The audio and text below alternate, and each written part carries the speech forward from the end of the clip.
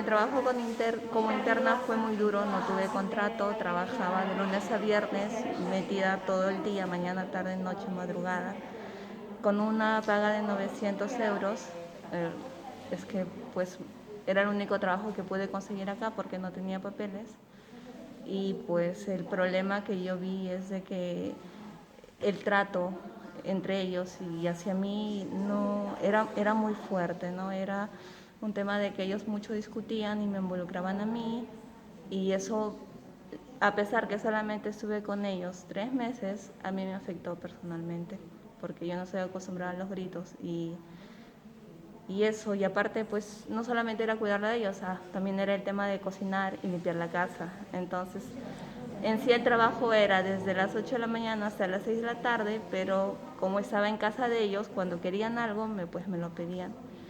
Entonces trabajar 24 horas por 5 días a la semana pues actualmente acá es muy duro. A mí me parece muy sorprendente que en un país de un primer mundo se trate así a una persona que está cuidando a otro ser humano, porque es un tema de salud.